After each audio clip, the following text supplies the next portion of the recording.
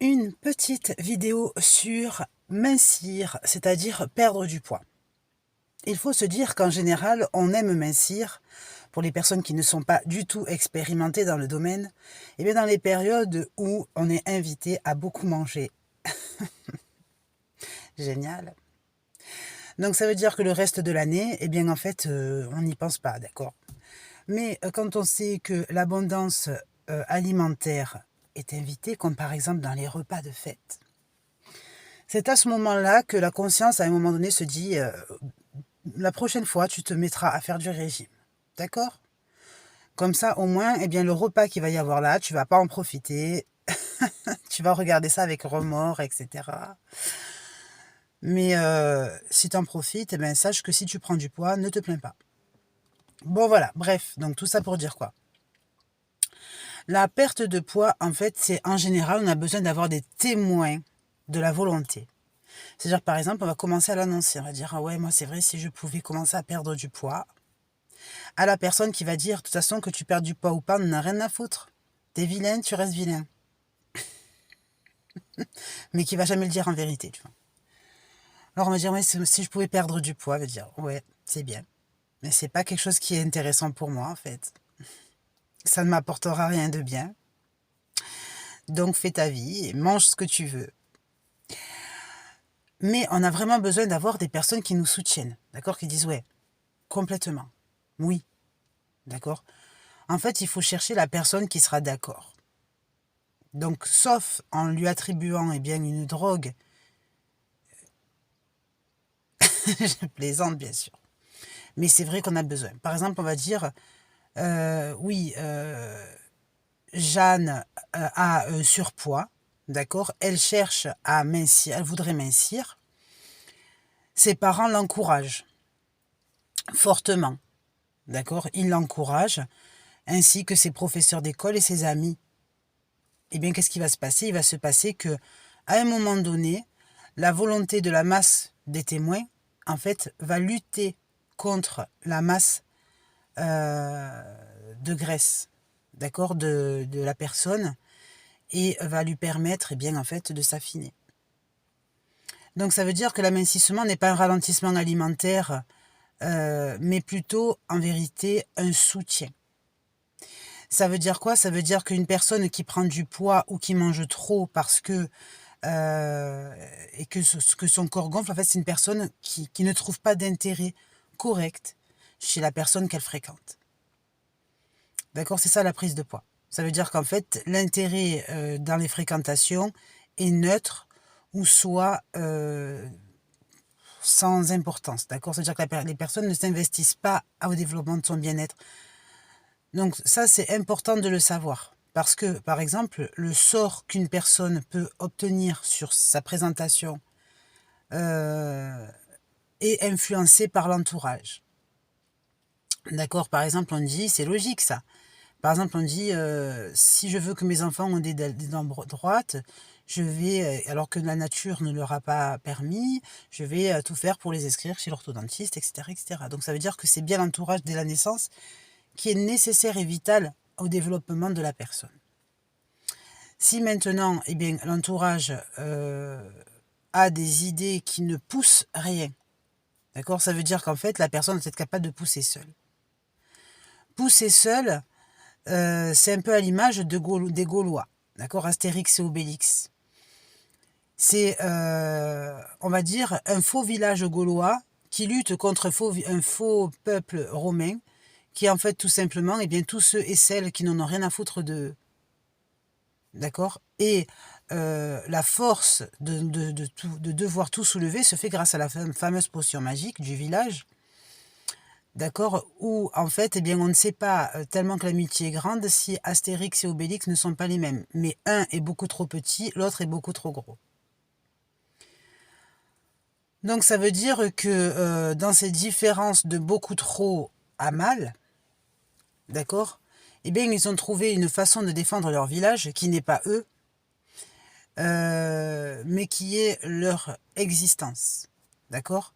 Contre, eh bien, tout le peuple romain, c'est-à-dire tous ceux et celles qui, en vérité, n'apportent rien de bon comme intention réelle, D'accord? Il n'y a pas de puissance d'intention. On voit que malgré la quantité de personnes qui se trouvent dans l'armée romaine, eh bien en fait, ils doivent les combattre, c'est-à-dire combattre ceux qui font semblant d'être leurs alliés. D'accord? Et ça, c'est l'entourage souvent, d'accord? On a des fréquentations, des connaissances, etc. Et dans les conversations, on va se confier. Et pendant la confidence, on va voir que cette confidence va prendre des variations. D'accord? Et en fait, ça veut dire quoi? Ça veut dire que la courbe de la silhouette est influencée non pas que par l'alimentaire, qui, elle, est traductrice de ce que les intentions de variation trouvent dans leur chemin. D'accord? Par exemple, à dire comment tu vas, ça va, etc. Et puis on va creuser, on commence à faire des discussions, etc. Et dans la discussion, en fait, la qualité des variations d'intention va transformer l'individu. D'accord? Donc ça, c'est vraiment très important à comprendre. Donc ça veut dire, est-ce que d'aller s'acharner en salle de sport pour aller faire de la musculation, est-ce que de s'acharner sur un régime, ça va permettre de mincir? La réponse, c'est tout dépend de, toujours pareil, cette courbe de variation d'intention. Si cette courbe de variation d'intention qui vous entoure, en fait, n'est pas favorable, d'accord, vous pourrez aller faire tout ce que vous voudrez comme sport et comme régime alimentaire, eh bien, jamais vous n'obtiendrez une silhouette à votre image parfaite. D'accord? Si, par contre, vous travaillez sur cette courbe et qu'elle est mauvaise, en toute logique, il n'y a aucun intérêt de la redresser ni de la réorienter, mais plutôt de la bloquer. Ça veut dire que, par exemple, quand on a une courbe d'intention, ben en fait, cette courbe d'intention, c'est comme si, par exemple, vous étiez dans Harry Potter face à l'anaconda, d'accord? C'est-à-dire au grand serpent. Normalement, ça pourrait être cette courbe d'intention de variation qui se trouve dans l'environnement, dans l'entourage. D'accord? Donc, évidemment, vous n'avez pas des relations humaines très favorables. D'accord? Mais par contre, ça ne se voit pas grâce à l'hypocrisie. D'accord? Donc, l'hypocrisie, c'est elle qui permet de quand même maintenir un contexte relationnel correct. Ça, il ne faut pas l'oublier. Alors, donc, dans ce combat, qu'est-ce qu'il faut faire? En fait, cette courbe de variation d'intention, si elle n'est pas bonne dans tous les cas, elle ne sera jamais bonne dans tous les cas. Si par exemple c'est une fatalité de votre chemin, si c'est une fatalité de votre destin, il va falloir réussir à quoi faire? Eh bien, à neutraliser cette courbe. D'accord? Ça veut dire que automatiquement, si elle était positive, vous feriez partie peut-être des champions de l'existence. D'accord? Mais si le destin, la fatalité fait qu'elle ne peut pas être positive, vous êtes obligé non pas de changer sa variation, mais de la bloquer. Donc ça veut dire que bloqué, vous vivez indépendamment de toute variation et de toute intention. D'accord? Alors là, qu'est-ce que ça veut dire? Est-ce que c'est important, etc. Qu'est-ce que ça veut dire? Est-ce que ça veut dire que la gourmandise serait cette variation? La réponse, c'est oui. Ça veut dire que cette variation, en vérité, qui détourne à la base la courbe, etc., qui fait une courbe mauvaise, et aussi à la fois, eh bien, la variation d'intention d'autrui. Donc ça veut dire qu'une personne qui est gourmande, qui va s'affaler sur le plaisir alimentaire, eh bien en vérité exprime que l'intention neutre ou néfaste pourrait lui procurer dans un certain sens eh bien, du plaisir. Pourquoi? Eh bien parce que ça voudrait dire que la personne qui a des mauvaises intentions n'a jamais et ne comprendra jamais qui est la personne en fait. C'est-à-dire que ce sont des personnes qui préfèrent se refuser de voir les qualités plutôt que d'accepter leurs défaites. Et ça, c'est une vérité. On peut comprendre que, par exemple, dans la vie, chacun est bon joueur et mauvais joueur. Le bon joueur, il est rare. Le mauvais joueur, il est très souvent présent. Ça veut dire quoi? Ça veut dire que bon joueur n'existe que s'il gagne. Mais mauvais joueur se manifeste si, au jeu, il ne peut plus gagner. D'accord? Donc, en ce sens, on peut dire que, oui, dans tous les cas, eh bien, il est rare d'obtenir une variation positive parce que chacun continue de jouer son jeu tant qu'il est vivant. Donc, c'est tout à fait logique, en fait, que l'adversaire, comme au poker ou comme de partout, eh bien, ne soit pas un allié. Encore bien que, eh bien, même en tant qu'allié, il est possible qu'il veuille se démarquer. Donc ça veut dire que l'esprit de compétition qui existe en chacun du fait qu'il est vivant et qu'il veut sa survie prioritaire, fait que cette courbe de variation, eh bien, n'est jamais bonne. D'accord? Donc, ou rarement bonne. Alors maintenant, on peut dire, oui, est-ce que les personnes qui sont minces, par exemple, donc dans l'objectif atteint, ont une courbe de variation qui est naturellement bonne? En vérité, ce sont des personnes qui arrivent à passer outre les pièges de la société par leur caractère, par leur personnalité. Ça veut dire que ce sont des personnes qui ont une force naturelle à ce que eh bien, leur façon d'agir, leur façon de se maintenir, etc., ne va pas influencer autrui à vouloir le déstabiliser. C'est une façon raffinée d'être, d'accord? C'est-à-dire que c'est un esprit à raffiner. Ça veut dire que, par exemple, eh bien, il y a sans doute, si vous avez aussi des variations néfastes, une raison personnelle qui fait que cela existe. D'accord? Comme par exemple, un caractère qui n'a pas de frontières de comportement. Ou un caractère qui exprime vivement toute forme d'intention. Ou un caractère qui ne sait pas trancher.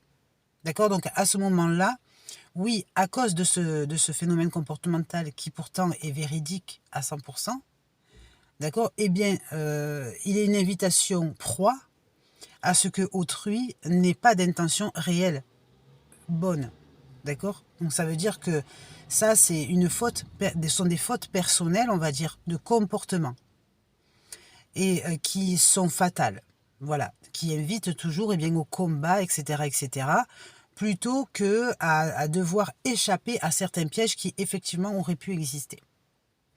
Si par exemple vous n'avez pas peur des pièges, parce que votre caractère vous montre courageux, encore une fois, on peut dire que vous êtes en appel à la déformation physique. Pourquoi? Mais parce que votre caractère va aimer aller à la confrontation. D'accord? Et là, je ne parle pas de sport, ni de sport de combat, ni de esprit sportif. Je parle tout simplement eh bien, de rapport relation humaine et le rapport à l'alimentation. Donc, la réponse à toute cette étude, la question à toute cette étude est: y a-t-il une solution?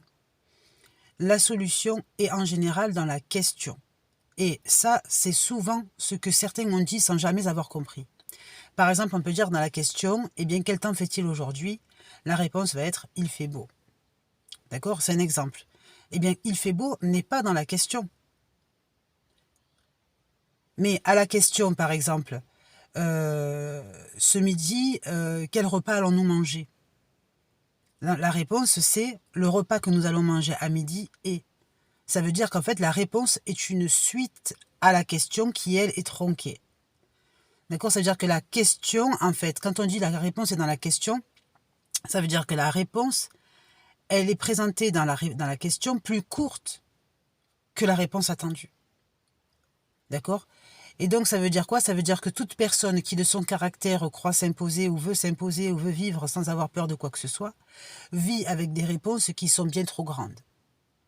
Ces réponses qui sont bien trop grandes, en fait, sortent de la limite de la question, d'accord, et influencent tout un comportement. Ça veut dire que le trouble du comportement relationnel, social, qui invite une mauvaise variation de courbe, etc., ne dépend que de la façon dont la personne croit savoir. D'accord? Et croire savoir, effectivement, eh bien, pas tout le monde accepte que tu crois savoir. Parce que, par exemple, on va dire, tu n'as pas la sens infuse, excuse-moi, mais arrête de faire ton professeur, comme je le fais, moi, par exemple, toute la journée. Voilà. Alors que je ne suis pas du tout professeur, mais j'aime bien rentrer dans les détails pour bien comprendre les situations. Et ça, c'est rarement supportable par celui qui écoute. D'accord? Alors que normalement, celui qui ne parle pas jamais, ben en fait, celui qui ne parle jamais, c'est vraiment une source d'ennui. Donc, ça veut dire qu'indirectement, eh bien, dans la réponse longue, il y a l'animation. Sauf que cette animation, eh bien, certains qui tirent chacun la tire de son côté. Et ça, c'est très important, ce qui veut dire qu'en fait, eh bien, la prise de poids va se métamorphoser en tiraillement, d'accord, sensation corporelle. Par exemple, quand on dit faites du sport et donc assouplissez votre corps, c'est pour lutter contre ce fléau. D'accord? Tout ça, en fait, le truc, c'est que le sportif qui est sportif naturellement ne le sait pas, mais il va le faire. D'accord? Alors que pour certaines personnes, c'est important de rentrer dans le sujet, de le connaître, de le comprendre pour savoir de quoi il s'agit. Alors maintenant, eh bien, sommes-nous prêts à faire du régime ou à faire attention à notre prise alimentaire, etc. La réponse est ça ne veut rien dire. Ça ne veut absolument rien dire. Parce que c'est la raison pour laquelle certaines personnes ne peuvent manger que très peu et prendre du poids, et d'autres manger beaucoup et jamais grossir.